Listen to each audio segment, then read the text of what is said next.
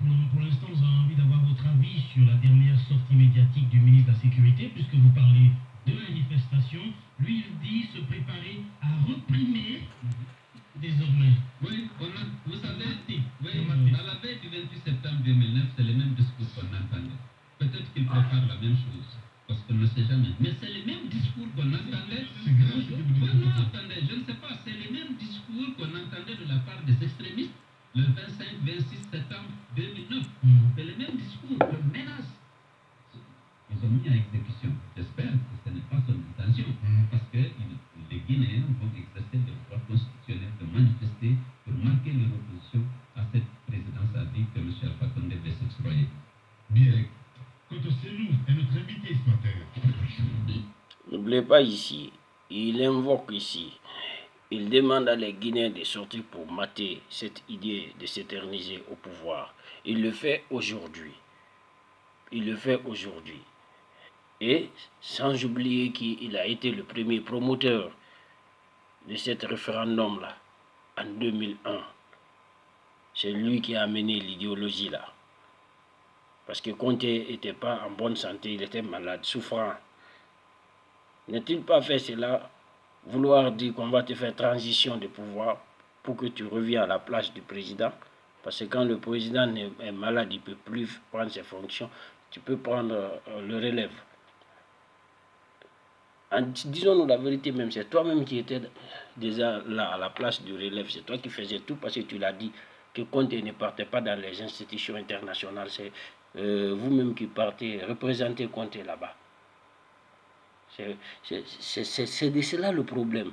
Donc tous ces voyages que toi aussi tu avais effectués pour aller représenter Conté dans les institutions internationales, quels sont les opérateurs internationaux que tu as menés en Guinée pour travailler? En ce moment qu'il y avait toutes les opportunités, qu'est-ce que tu as pu amener pour les Guinéens? Quelle usine tu as pu construire pour les Guinéens en ton temps? Quelle entreprise as-tu amené pour les Guinéens? Quelle manufacture que tu as fait pour les Guinéens? Quel centre de culture que tu as fait pour les Guinéens, pour embaucher les jeunesses? Quelle construction de maisons sociaux que tu as fait pour les Guinéens? Ce sont des projets aussi qui est là, monsieur le président Cellou Dalein. Vous êtes en plein fight aussi de vos droits et devoirs dans ce pays. On va continuer à vous écouter. Les grandes gueules, la minute, oui ou non? Un feu roulant de questions avec une seule réponse possible. Oui, grande gueule, la minute, oui ou non?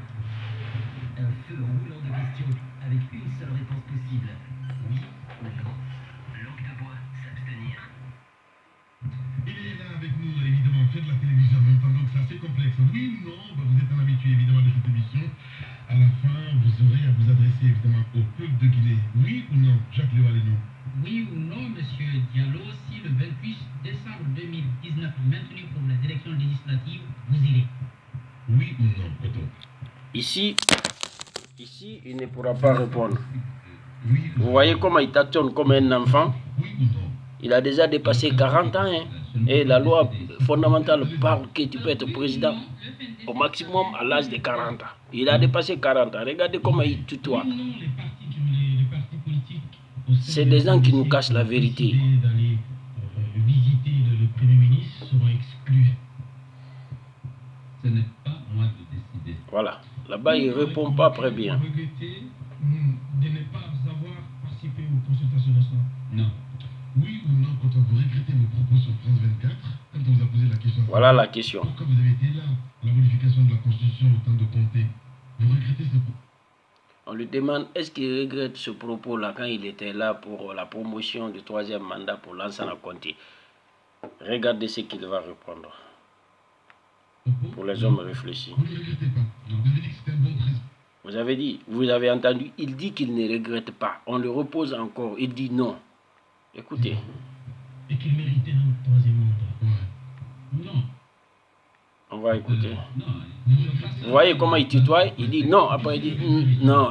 C'est un homme réfléchi. Il sait quand il va rentrer dedans, c'est un piège. Et ce piège-là, c'est le passé qui a pris tes deux mains. C'est lui.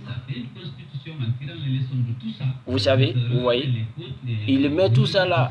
dans le passé. Et quel passé? C'est récent. 2001, ça c'est récent. 2001, ça c'est récent. C'est un passé qui est trop récent. Il ne faut pas focaliser ça dans le passé. On t'a posé une question, il faut répondre. Vous avez dit que vous avez été le premier promoteur du 3e mandat pour Lansana Conté. Vous avez dit que c'est un bon président. Il peut faire le 3e mandat. Et vous savez très bien que Conté est malade. Vous êtes bel et bien au courant de son état de santé parce que c'est vous qui suis son premier ministre.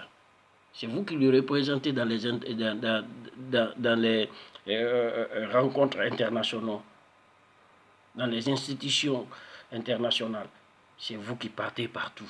Vous connaissez très bien que Conté est incapable de tenir le pays, il est malade.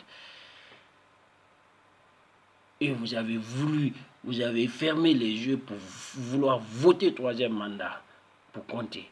C'était dans l'intention de s'aimer la pagaille en Guinée, dans l'intention de faire souffrir les Guinéens. Parce que ce n'était pas une intention de bonne foi. Voilà le passé là te reprend la main. Voilà le passé là actuellement t'a repris les pieds. Tu es tombé dans ton propre piège. Comme ça, on se dit la vérité, monsieur l'honorable. Si toi, tu as été promoteur de 3e mandat contre Alpha Condé, qui était l'opposant principal, et que ça n'a pas réussi, parce que si ça réussissait et que Condé était mort là, et qu'il était légitime dans le régime, c'est toi qui allais continuer à gérer le pays. Il ne faut pas qu'on va se mentir. Le Premier ministre directement doit continuer sur les fonctions de l'État, le fonctionnement de l'État. Et déjà, il est malade, c'est toi qui dirige tout.